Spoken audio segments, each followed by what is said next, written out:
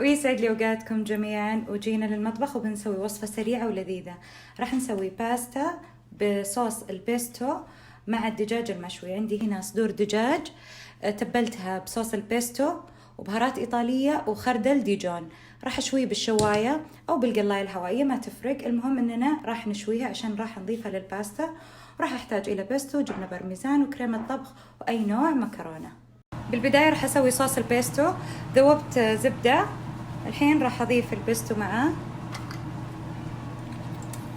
وبعدين راح نضيف كريمة طبخ. هيا تنزل. لا، ما اتفقنا على كذا.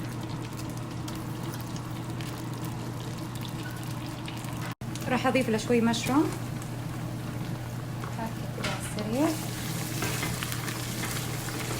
وعندي الدجاج المشوي، الحين كريمة الطبخ. عندي الدجاج المشوي برضو بضيف جزء منه مع المكرونة وجزء منه على الوجه. هذا الدجاج اللي شويته قطعته شرايح. البعض منه راح أضيفه لصوص المكرونة، والبعض راح أخليه للوجه.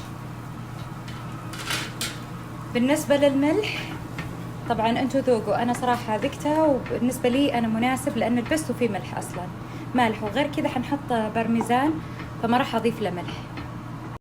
راح اضيف جبنة بارميزان مبشورة، نخلي شوي للوجه بعدين. الحين شويات ونضيف المكرونة. الحين راح اضيف المكرونة المسلوقة. طبعا بالنسبة لمكرونة البيستو انتم بالخيار، اذا حبيتوا تضيفوا لها الكريمة او لا. في البعض بس يحطون صوص البيستو، بس انا ما افضلها. دايما في المطاعم احبها اللي تكون كريمة وبيستو، تصير مرة لذيذة. خلاص تقريبا طبقنا جاهز الان للتقديم. وهذه الباستا بصوص البيستو مع الدجاج المشوي لذيذة، غشيتكم وذقتها من وراكم، مرة لذيذة، لازم تجربونها وبالعافية.